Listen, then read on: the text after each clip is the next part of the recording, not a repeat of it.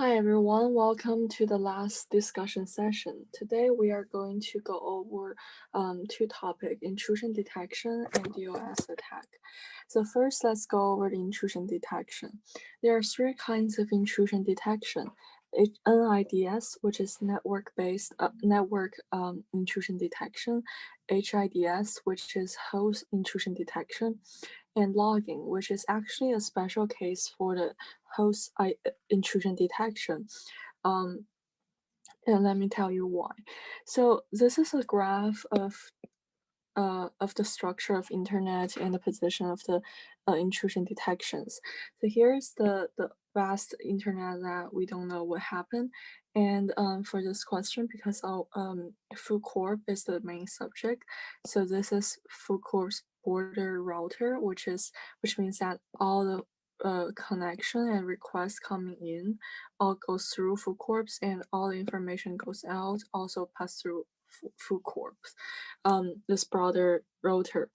And here is full corpse server, which is the one that deal with everything, deal with information request, post, and everything you can think of. So where are the three kinds of intrusion detection? So here is the NIDS. It's network intrusion detection, so it's on the network. It's between the border router and the server. And here is the HIDS, as its name tells us that it's host based. It's implemented in the server, and there are two kinds of the HIDS. One is online and one is offline. So online is the normal HIDS, which deal with the information right at a time and has the ability to prevent or stop possible attack, just like the NIDS, which is also online. Well, there's also kind of special HIDS, which is called log, that is dealing with the log file after a day or like maybe once a week, to see if there is any attack during the time period, and to detect it, to find the weak spot of the system and to fix it. So as I have said, this is a special kind of HIDS because it is also implemented in the server side, which is the host side. So this is the brief introduction I have for intrusion detection. And let's now move into the question. So for the first question, it is asking us that FoodCorp is hosting a web application over HTTPS and need to detect any use of blacklisted characters in real time. So for this real time, we know that it could not be log because log is offline. Well, we need a thing that is in real time. And from this HTTPS, we know that NIDS won't work either. So the answer is HIDS. Let me explain to you why NIDS doesn't work. We know that NIDS is in the on the network, which is between the border router and the server. And because the HTTPS is a secure and encrypted protocol, so NIDS won't know the keys, the encryption keys. So the server and the client both know the keys, but not the NIDS. So the NIDS can't see what's inside the HTTPS request.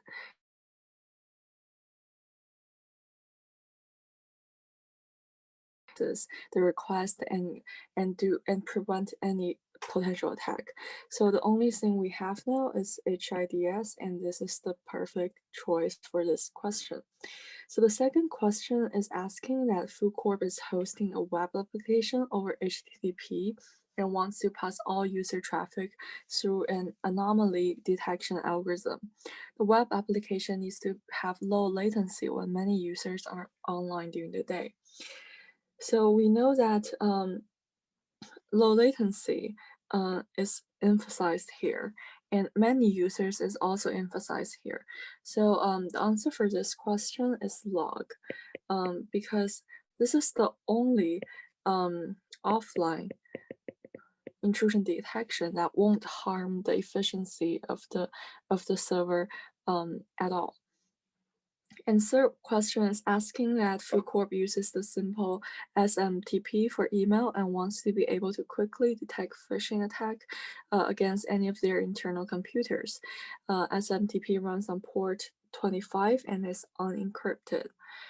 So for this question, we know that it is unencrypted and we want the detection to be quick enough. So log does not work at all because it's not quick. And because it's unencrypted, so NIDS is good enough to solve the problem. HIDS can also solve the problem, but HIDS is more expensive and more difficult to implement. So we will prefer NIDS in this case. The fourth question is that FoodCorp doesn't trust its employees and sets up NIDS to monitor their traffic. However, many employees use TLS, hindering what can be monitored. FoodCorp decides to run their NIDS into a man in the middle, giving it a certificate that all the employees' computers trust. Whenever an employee visits a website, they complete a TLS handshake with the NIDS. The NIDS connects to the requested website using TLS, and many of the traffic between the employee and the website is forwarded across the two TLS links by the NIDS. Which security principle does this violate? The security principle that is violated is the separation of privileges.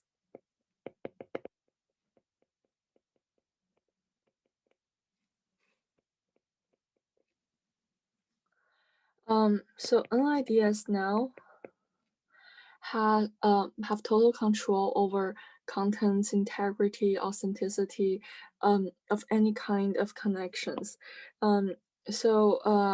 Describe everything an attacker can do if they compromise the NIDS. So they basically can do anything because NIDS is the only one they trusted, and whatever website NIDS redirect them to, they will just follow it, and whatever content sent by NIDS, they will just trust it.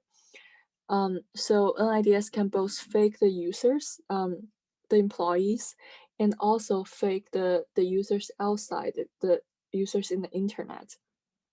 NIDS can basically do anything for everyone because it is the only part that is trusted and it is compromised. So now we'll move to another part, which is still intrusion detection, but the question now is to decide to differentiate between signature-based, anomaly-based, specification-based, and behavioral. So I want to offer a pretty brief introduction to this just to clarify for the coming questions. The signature-based style is that our system will compare the request sending in byte to byte with known attacks that we listed out, and if there's any repeated bytes or repeated parts of bytes or similarities, then our system will identify this request as malicious. And the second one is anomaly. Oh, sorry. The second one is anomaly. Anomaly is to have an algorithm that is looking for some peculiar behaviors, um, like if the request I just let the algorithm to learn itself and to refresh its database and make judgments real timely. So for example, one of the problem that this style face is that if I am an attacker and I can train I can I can send a lot of requests that is peculiar but benign, and by doing so, I'm poisoning the database. So the database is now accepting a huge amount of benign but peculiar requests. And after a while, if I really want to attack the website, I will just send a malicious and peculiar action, a request, and the database, which is already poisoned by me, might think that this request is normal because this is as peculiar as the previous ones. Well, the previous ones are all benign, but this one's not. So anomaly actually gives gives attackers the space um, to poison the database and to utilize the schema to better attack the system. So specification is the third one, and specification is basically that we have a lot of human experts, and those human experts will set some rules out for what is a peculiar action, what is not, what shouldn't, and they will update the rules periodically to update the safety control, and that's basically it. And the last one, behavioral. This is easier to understand. This is very easy to understand.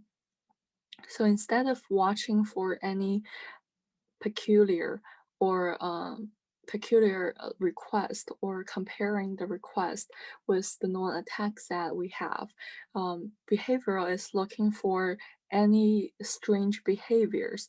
And by strange behaviors, I mean like if there's any request that want to access the sensitive files we store, or if there's any access the password file that we have.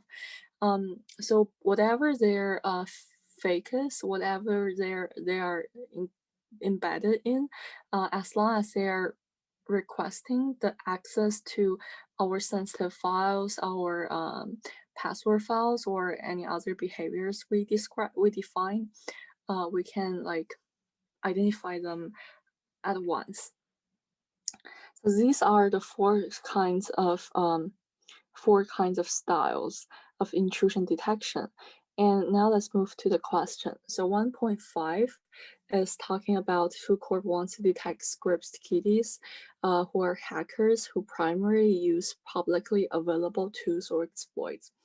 And from this keyword publicly available, we know that the best technique to take is signature based, because signature based just compare the request with the known attacks, and because these tools or exploits are known to the kiddies, they are also known to us, so we already have them in the list, and if we compare them with the request, and we'll find that they are basically the same, and it's so easy and safe for us to predict that this is malicious, and will just prevent those visits. And 1.6 is asking that full court wants to detect a seasoned blah blah blah who uses crafts custom exploits for each attack. So this tells us that there's new attack each time. So we definitely cannot use the signature based. And the specification also doesn't work because um, because human experts need to set rules manually, like periodically. But if the attack changes uh, during the period that the human experts haven't changed the rules, then our system could not detect any of the attack. So the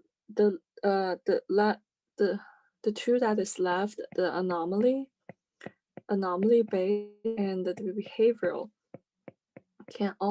can both help us to to uh to to to find the attack in such cases. Anomaly based is an algorithm that can learn and adapt to new attacks, and can recognize new attacks.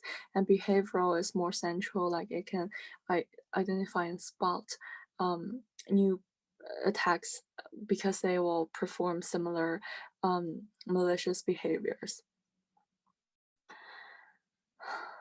So 1.7 is asking that Food Corp wants to detect publicly available malware that the hacker manually tweaks to avoid signature check.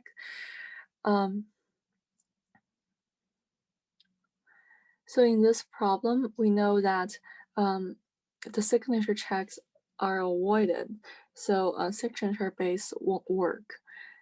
And because the tag is publicly available, the malware is publicly available, then we basically have the idea of how it is going to happen, how this attack is going to happen, what it will do, and thus we can use the behavioral technique to prevent the attack, because we know like what is going to happen, what he is trying to exploit, and thus our behavioral detection will work. And also there another technique which is called vulnerability signature, and this is it doesn't match the attacks byte to byte, but match the attack to a known problem or to a known malware.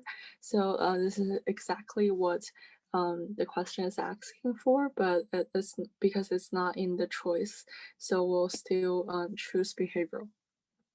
And last one is asking that Food Corp wants to detect any attempts by their employees to access the protected etc password file. The answer for this one is very clear. So our goal is to prevent the employees to access the protected password file, and this is action that is specified out. So we can just set a rule to prevent any user to access those password file, and this is exactly what specification-based techniques do. So that's it for the first question, and now let's move on to the second one. So the second one is talking about denial of service, and this is basically using up any kind of resources that is available, like bandwidth or like computing power or something like that. So in this question, you will help Mallory develop new ways to conduct denial of service attacks. Part 1 is asking that Trojan provided by some Unix servers. For every UDP packet arriving at port 19, Trojan sent back a packet with 0 to 512 random characters. For every UDP packet arriving at port 7, ICO sent back a packet with the same content. Mallory wanted to perform a DOS attack on two servers. One with IP address A supports Trojan, and another with IP address B supports ICO. Mallory can spoof IP address. So this is the most important line in the question. Is it possible to create a single UDP packet with no content, which will cause both servers to consume a large amount of bandwidth? If yes, make a mark possible and fill in the fields below to create this packet. If no, blah blah blah. So the answer is it's possible. And how is it possible? So let's think from a very basic step. If we send this packet, because we can only send one single packet and there's no content in it, if we send this packet to A or to B from us, from Mallory, then what will happen? Well, if we send this packet to A, then we will get a 0 to 512 byte random character. Well, if we send this to B, then we will get an empty packet. So both doesn't work, right? Because sending a packet back and receiving one packet will definitely not use up the resources, the bandwidth of A or B. So we have to come up with a more clever way that can use up the resources with only one UDP packet.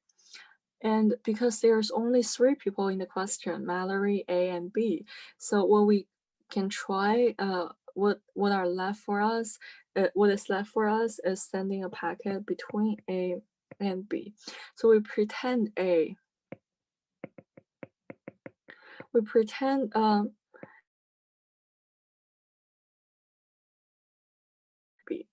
and it's basically the same if we pretend back. So the source IP is A, which is the source IP for Chargen, and the destination IP is B, which is the destination for ICO. So the source port for Chargen is port 19, and destination port for ICO is 7. So what will happen? We pretend to be A, and we send to B a packet. And after an empty packet, and after B receive it, it will return an empty packet to A. And after A receive it, A will send, because A thought the packet is sent by B, and it will send back a random number to B. So let's see, it's P, and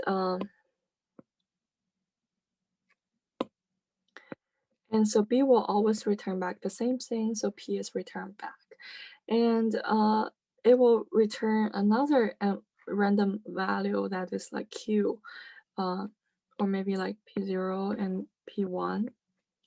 And so the star continues, and the packet is communicating between A and B forever, and it will never stop because they will always reply back with the same packet or random packet. This way, the communication between A and B will never stop, and we actually exploit the bandwidth of A and B. So the second question is, assume now that Chargen and ICO are now modified to only respond to TCP packet and not UDP. Is it possible to create a single TCP SYN packet with no content, which will cause both servers to consume a large amount of bandwidth? Assume Mallory is off path from the 2 servers. So the answer to this one is no. And let's try the same thing as what we have already done. So the source IP is A, and destination IP is B. The source port is 19, and the destination port is 7. And for the sequence number, because the TCP SYN packet is the first packet in the three-way handshake, so we can just generate a random start number to mark the order of the packets. And let's say that this is X.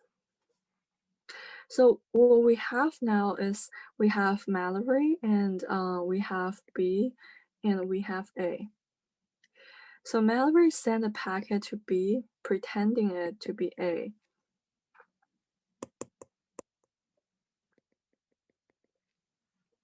And it's a TCP SYN packet, and B will respond back because it thinks that this is the packet from A. I will reply back with TCP SYN acknowledge, and here is the X is the acknowledged number, the sequence number, and thus B will send up X plus 1 and Y.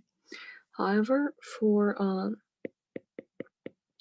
A, it doesn't recognize the X plus 1 sequence number because it has never sent out a packet with X plus 1 sequence number. So what will happen? It won't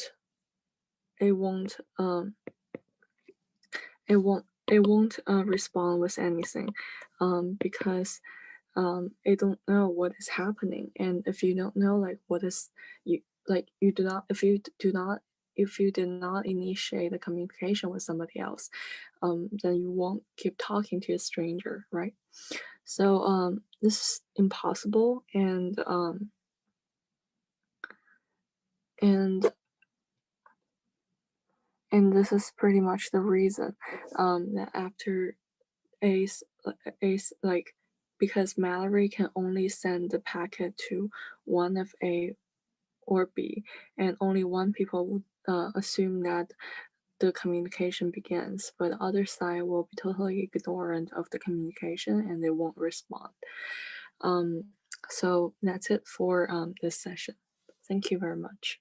Thank you very much for this semester.